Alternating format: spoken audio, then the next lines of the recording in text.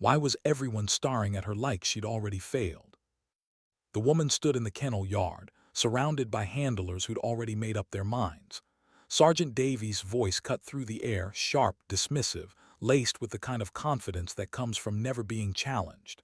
"He's just broken gear, ma'am. That's all he is now." The words hung there like a verdict, final, absolute.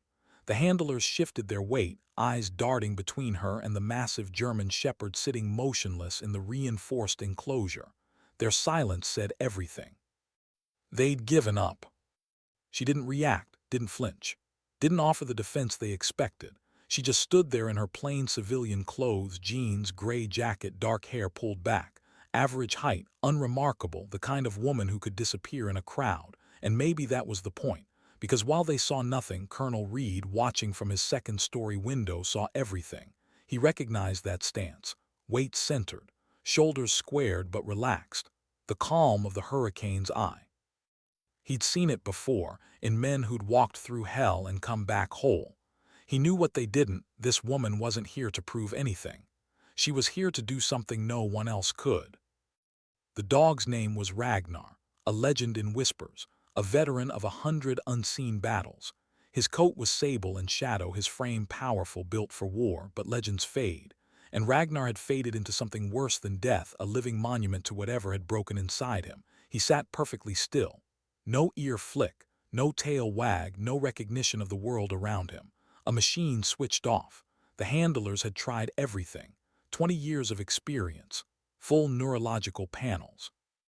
Every command in every language, verbal, hand signals, auditory cues from the field, nothing, always nothing. Davies kept talking. He loved the sound of his own authority. "You have to understand, ma'am," he said, voice dripping with condescension. "A military working dog is a highly specialized asset. When that conditioning breaks, trauma, degradation, whatever, they're no longer mission capable. It's tragic, but it's reality." He gestured toward Ragnar like he was pointing at faulty equipment. "We've run the entire protocol. Our most experienced master trainer, nothing. The chief veterinarian, nothing. The animal is gone. What's left is just a shell. Beautiful, expensive, and unfortunately useless." Then he looked at her, really looked at her, and smiled that smile, the one that said, "You don't belong here. So with all due respect, what exactly do you, a civilian, think you can accomplish that my entire team of trained professionals could not?" The question was a public execution, a final nail. The other handlers looked away, complicit in the dog's death sentence and her humiliation, but the woman didn't move. Her gaze, which had been locked on Ragnar, shifted to meet Davies' eyes. There was no anger there, no defensiveness, just a quiet, unnerving clarity. She held his stare for a long, uncomfortable moment. Then she spoke, 4 words, low and even. "May I see him?" Not a request, a statement of intent. Davies scoffed. "Be my guest, waste your time." He gestured grandly at the kennel gate, a king granting a fool's errand. Keys jangled, the steel door swung open, and the woman moved. Her first step was deliberate, silent. The world slowed, ambient noise faded into a low hum. She didn't walk straight at the kennel, she took a long, curving path, never presenting herself as a threat, steps soft, body relaxed, hands loose at her sides, open, non-threatening. She was speaking a language older than words. The handlers watched with crossed arms and cynical expressions. Davies watched with smug vindication, already composing his speech about civilian sentimentality. Inside the enclosure, Ragnar hadn't moved. His gaze remained fixed on some distant, invisible point. A soldier lost in haunted memories no one else had seen. The woman stopped 10 feet from the open gate. She didn't speak, didn't whistle, didn't click her tongue. She just waited. For a full minute she stood as still as the dog, breathing slow, rhythmic, attuning herself to his silence, entering the desolate world he inhabited. Then with fluid control she lowered herself to one knee, decreasing her height, making herself smaller, less imposing. She still hadn't looked him in the eye. Her gaze stayed soft, directed at the ground just in front of him. Another minute passed. The air grew thick. The cynical smirks on the handlers' faces began to falter, replaced by confused curiosity. This wasn't amateur hour. This was something else entirely. A ritual. Slowly, ever so slowly, something changed. Ragnar's left ear twitched, minuscule, barely perceptible, but in that profound stillness it was as loud as a gunshot. The ear swiveled a fraction of an inch, tuning into a frequency no one else could hear. The sound of her calm, the energy of her patience. The woman noticed, but she didn't react. She simply extended her hand, not toward the dog, toward the ground, palm down, fingers relaxed, an offering of space, not touch. And she waited again. The tension in the yard was unbearable now. Even Davies had stopped smirking. He was watching, transfixed, as this unremarkable woman performed something that looked like magic but was really just profound understanding. Then Ragnar's head moved, just an inch. His eyes, dull and vacant for 6 months, shifted. They focused, on her hand, on her posture, on something he recognized. His nostrils flared. He was processing information, running calculations lost handlers couldn't comprehend. And then, with agonizing slowness, he stood. It wasn't graceful. His legs were stiff from months of immobility, but he stood. And he took one step forward, then another. He moved toward the woman with the hesitation of someone approaching a dream, afraid it might shatter. When he reached her, he stopped. His massive head was level with hers. They were eye to eye now. She still hadn't spoken, hadn't commanded, hadn't demanded. She'd simply waited. And in that moment, as Ragnar's nose touched her open palm, Davies understood what he'd been looking at all along. Not a broken dog. A dog waiting for someone who understood the language of his silence. Someone who wouldn't demand, wouldn't force, wouldn't try to fix him with protocols and procedures. Someone who would simply be. The woman's lips moved. She spoke. One word, so soft the handlers almost missed it. A word that sounded like wind through trees, like ancient stone, like a memory buried deep. Valra. What happened next, no one could explain. Ragnar's entire body went rigid, not with fear, with recognition. His ears shot forward. His tail, dormant for half a year, lifted. His eyes, those dull, vacant eyes, blazed to life with an intensity that made several handlers step back.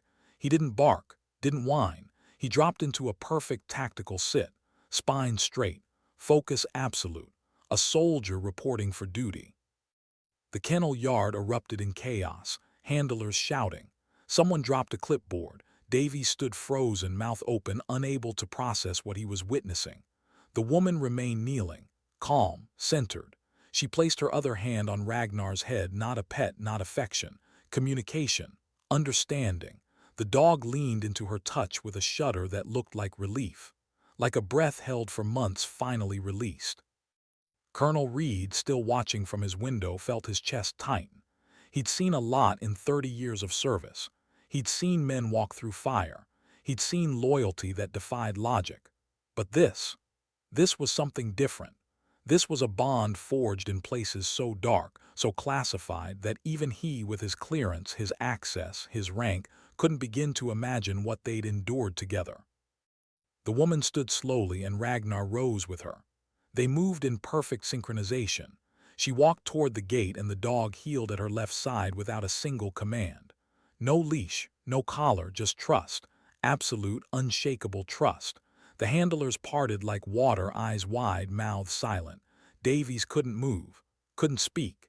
He just watched 6 months of professional expertise dissolve in 60 seconds. When the woman reached the gate, she stopped, turned, and for the first time she looked at Davies directly. "He's not broken," she said quietly. "He's loyal, there's a difference." Davies found his voice. Who are you?" The woman hesitated, not with fear, with the weight of a decision she'd made long ago. Anna Sharma, former handler, Special Activities Division. She didn't elaborate, she didn't need to. Those 3 letters, sad, carried enough weight. The CIA's most classified unit. The people who didn't exist in any official record. The operators who worked in shadows so deep, even the shadows had clearance requirements. "And the word?" Davies asked, his voice barely above a whisper.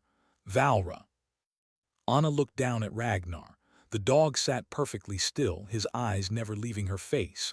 "It was our activation code. We worked together for 5 years in places that don't appear on any map. When I left the program, I retired him properly, or so I thought. Her jaw tightened. Someone failed to update his file.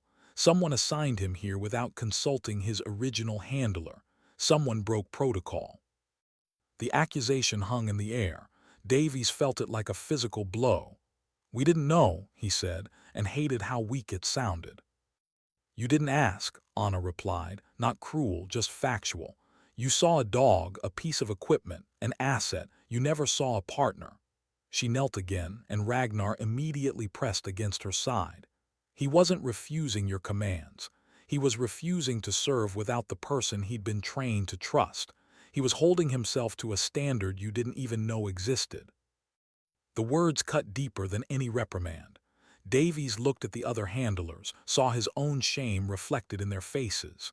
They'd condemned this dog, called him broken, recommended euthanasia, and all along he'd been waiting, holding on to a loyalty so profound it had outlasted deployment, separation, and 6 months of isolation.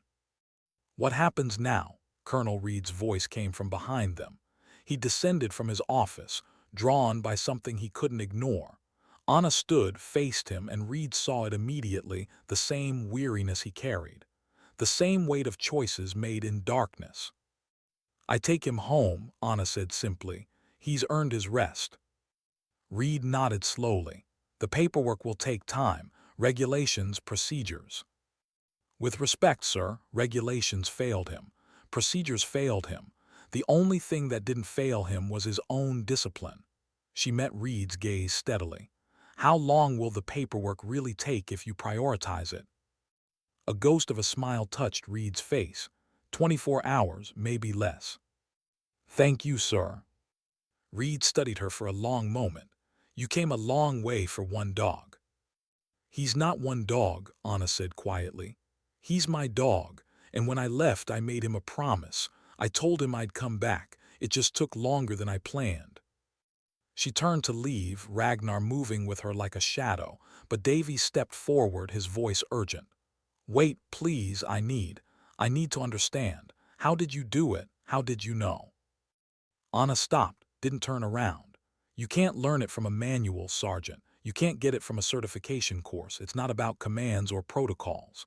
She paused, and when she spoke again, her voice carried the weight of every mission, every loss, every moment of darkness she'd survived. "It's about seeing your partner as more than a tool. It's about understanding that loyalty isn't obedience. It's a choice. And when someone chooses to trust you with their life, you honor that, every single day. Even when they can't serve anymore. Even when it's inconvenient. Even when everyone else says to move on." She finally turned, and Davies saw exhaustion in her eyes. Not weakness, just the weight of carrying that burden alone. Ragnar didn't break down. He was waiting for someone who remembered that promise. He was waiting for me. Why didn't she just leave when she could have walked away? The question haunted Davies that night. He couldn't sleep, couldn't shake the image of Anna's face, the weight in her words. At 400 he found himself in the kennel yard, staring at the empty enclosure where Ragnar had spent 6 months in silence. The waiting place, someone had already started calling it. A monument to loyalty no one had recognized. Colonel Reed found him there at dawn. Neither man spoke for a long time. They just stood there, two soldiers wrestling with the same realization. They'd been so focused on procedure, they'd forgotten the human element. Or in this case, the bond that transcended species. "I'm recommending her for a consultancy," Reed said finally. "Temporarily. A few weeks. Long enough to unfuck what we've broken here." Davies looked at him sharply. "Sir, you think Ragnar's the only dog we've mishandled? You think he's the only case where we prioritized protocol over partnership?" Reed's voice was hard. "This facility is supposed to be the best in the Air Force, but the best handler in 20 years couldn't do what a retired operator did in 2 minutes. That tells me we're not teaching the right things." "She won't stay," Davies said quietly. "She came for her dog, she got him. Why would she waste time on us?" Reed smiled grimly. "Because I'm going to ask her, And because underneath all that quiet competence, she's still a soldier, and soldiers don't leave people behind, even people who failed them. He was right. When Reed made the call, Anna didn't answer immediately. The silence stretched so long Reed thought she'd declined. Then, 2 weeks, no office, no title. I work in the kennels with the handlers on the ground, and Ragnar stays with me. Agreed. And Sergeant Davies works directly with me, every day, no exceptions. Reed glanced at Davies, saw the man's throat work as he swallowed his pride. Agreed. Then I'll be there Monday morning. The line went dead. Davies looked at Reed, something like fear in his eyes. Sir, I don't think I'm the right person for this. She deserves someone better, someone who didn't fail the way I did. That's exactly why you're the right person, Reed said. You failed. You know what it feels like. Now you get to learn why you failed and how to never fail that way again. Most people don't get that chance. Don't waste it. Monday morning arrived with the kind of cold clarity that made every mistake visible. Anna showed up at 600 in the same unremarkable gray jacket, Ragnar at her side. The dog looked different now. Still powerful, still focused, but there was life in his eyes, purpose. He stayed close to Anna not from fear but from choice. This was his person, his partner, and nothing would separate them again. Davies met them at the gate. He'd been there since 500, nervous in a way he hadn't felt since basic training. Ma'am, welcome back. Anna studied him for a moment. Anna, not ma'am. We're going to be working too closely for rank. Anna, he repeated, the informality uncomfortable. Where do you want to start? Show me your problem dogs. Davies blinked. Problem dogs. The ones you're about to give up on. The ones you think are broken. The Ragnars of this facility. Show me. There were 5. A Malinois with severe anxiety after a traumatic deployment. A German shepherd who wouldn't respond to his new handler after his original partner was killed in action. A young lab who'd shown promise but suddenly shut down during scent training. A Dutch shepherd with aggression issues. And a Belgian Malinois who'd simply stopped eating, wasting away in her kennel. Anna walked past each enclosure slowly. Ragnar stayed at her side, calm, his presence somehow reassuring to the other dogs. She didn't speak to Davies, didn't ask questions, just observed. Read the language written in every posture, every ear position, every subtle movement. Finally, she stopped at the Belgian Malinois. The dog was thin, ribs visible, coat dull. She lay in the far corner of her kennel, head on her paws, eyes open but unseeing. This one first, Anna said. Ma'am, Anna, she won't eat. We've tried everything, force feeding, different foods. The vet says physically there's nothing wrong, she's just giving up. What's her name? Kira. Her handler. Deployed Afghanistan, 6 months now. Anna knelt slowly by the kennel door. Ragnar sat beside her. She's not giving up, Anna said quietly. She's waiting, just like Ragnar was waiting. She looked at Davies. Does her handler know she's declining? I'm not sure. Find out, and if he doesn't contact him, today, have him record a voice message for her. His voice, saying her name, telling her he's coming back, telling her to hold on. Davies felt something crack inside his chest. You think that will work? I think she needs to know her sacrifice means something. We ask these animals to bond with handlers, to trust completely, to serve without question. Then we separate them and expect them to just move on, but they don't work that way. Loyalty doesn't have an off switch. Anna stood. Get the message, play it for her 3 times a day, every day, and watch what happens. Davies made the call that afternoon. The handler, a young airman named Martinez, broke down when he heard about Kira. I didn't know, he kept saying. Nobody told me. I thought she was fine. I thought they were taking care of her. Record the message, Davies said gently. She needs to hear from you. That evening, Davies played the recording for Kira. Martinez's voice, tired and rough from desert dust, filled the kennel. Hey girl, it's me. I'm okay. I'm coming home soon, I need you to hold on. You hear me, Kira, hold on, I'm coming back for you. The dog's ear flicked, just once, but it was enough. By the third day, Kira was eating again. Small amounts, but she was eating. By the end of the week, she was standing at the front of her kennel when Davies approached, waiting for Martinez's voice, waiting for the promise to be kept. Anna watched from a distance, Ragnar at her side. She didn't comment, didn't gloat, just nodded once and moved on to the next dog. But Davies saw something in her face.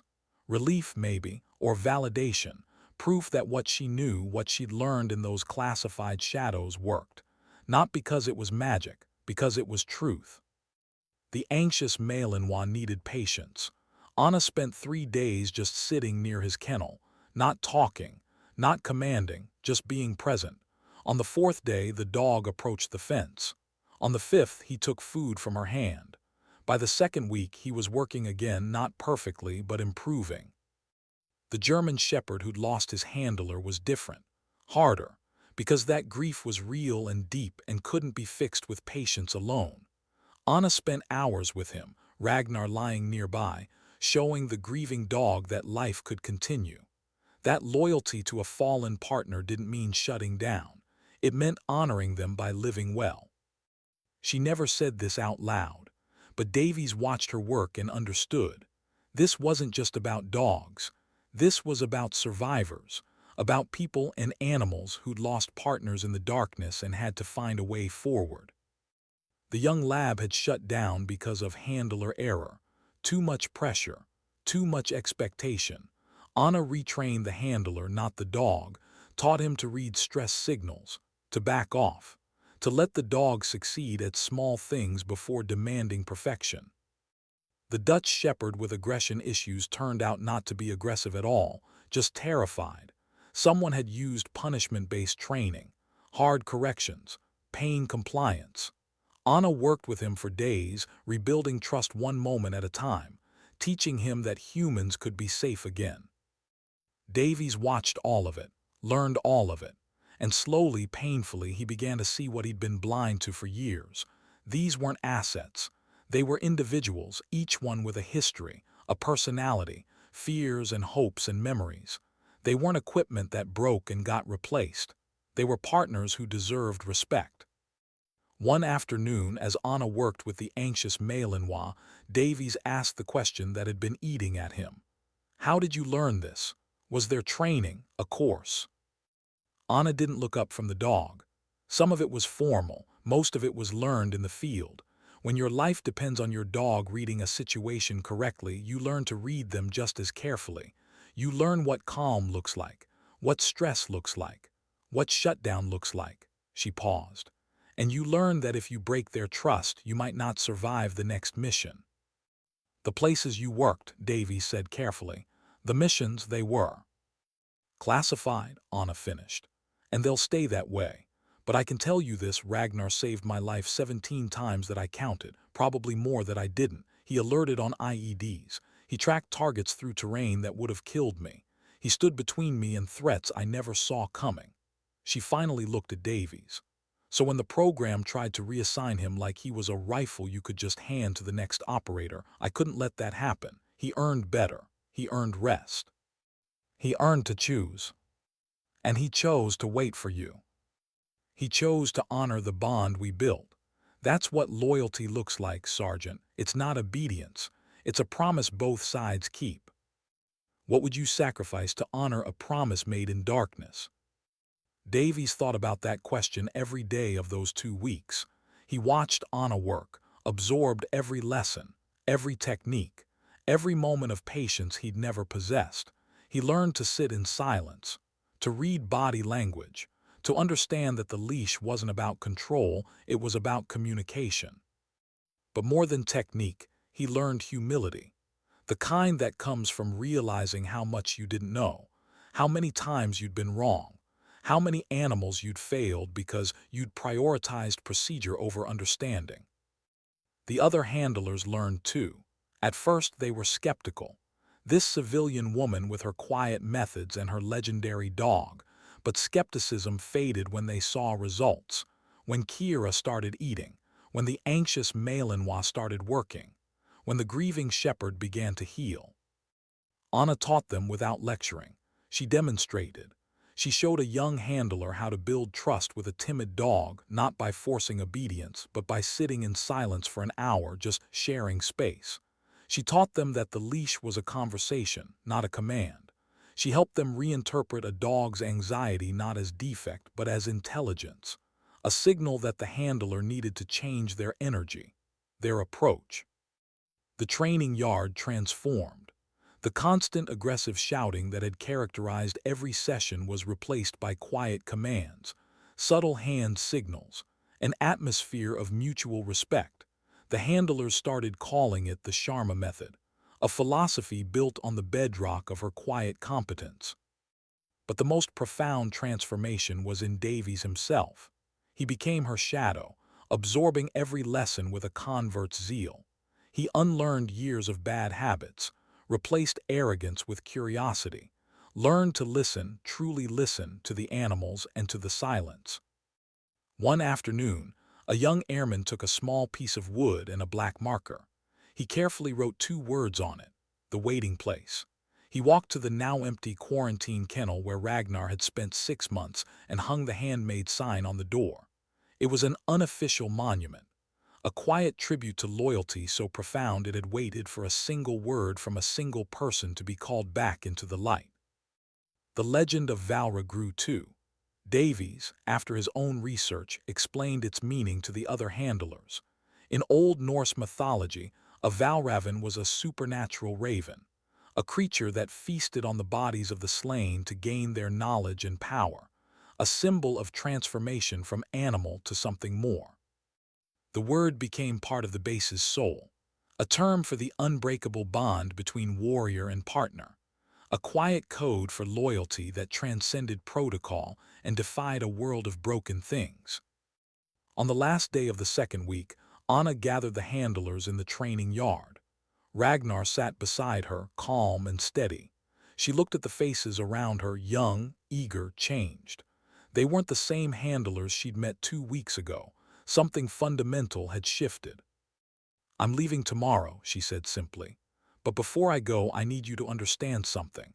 What I've taught you isn't a technique. It's not a method you can apply and forget. It's a way of seeing, a way of being." She paused, choosing her words carefully. "Every dog in this facility is someone's partner, someone's lifeline, someone's reason to make it home. When you treat them like equipment, you dishonor every handler who's trusted their life to these animals. You dishonor the bond that makes this work possible." She looked at Davies. "You asked me how I knew what to do with Ragnar. The truth is I didn't know, not with certainty. I just knew that he'd never failed me. Not once. Not ever. So when everyone else gave up on him, I couldn't. Because loyalty isn't conditional. It doesn't expire when it's inconvenient. It doesn't end because someone decided the mission parameters changed." Her voice dropped lower, more intense. "These dogs don't understand retirement. They don't understand reassignment. They understand partnership. They understand trust. And when we break that trust, when we tell them their service is done and hand them to strangers, we're asking them to violate everything we trained them to believe. We're asking them to betray their own nature." The yard was silent. No one moved. No one breathed. Anna's words hung in the air like an oath. "So if you take nothing else from these 2 weeks, take this. The dog at the end of your leash is not your tool. They're your mirror. They reflect what you give them: fear, confidence, respect, impatience. Whatever you bring to that relationship, they amplify it back. If you want a better partner, become a better handler. If you want loyalty, be worthy of it. If you want trust, earn it. Every single day." She stood. Ragnar rose with her. "The rest is just details. How do you measure the weight of a legacy?" Davy stood at the gate as Anna's unremarkable sedan pulled away, Ragnar sitting proudly in the passenger seat. The magnificent shepherd's gaze was fixed on the woman at the wheel, a partner finally at peace. There was no parade, no ceremony. Their departure was as quiet and unassuming as her arrival. But the impact remained. It rippled through the facility like a stone thrown into still water. The changes she'd initiated didn't fade. They grew. Colonel Reed made them institutional. What had been temporary became permanent. What had been one woman's philosophy became the foundation of an entire program. Within a year, the base's military working dog facility was the premier kennel in the entire Air Force Combat Command, a center of excellence that other bases sought to emulate. Success rates had skyrocketed. Washout rates for new dogs plummeted to near zero. But more importantly, the dogs themselves were different, calmer, more focused. Their bond with handlers visibly stronger, built on trust and respect rather than dominance and control. The new lead trainer for the program was Sergeant Davies. The promotion surprised many, but not Colonel Reed. He'd seen the profound change in the man. The arrogance gone, replaced by quiet, steady confidence rooted in genuine expertise. Davies began every training course for new handlers the exact same way. He would gather the recruits, young faces full of cocksure certainty he once possessed, and lead them not to the training field, but to the empty kennel with the small handwritten sign, the waiting place. He would stand before them and tell the story, about the legendary dog who'd gone silent, the arrogant sergeant who'd condemned him, the quiet woman in civilian clothes who'd humbled an entire base with a single word.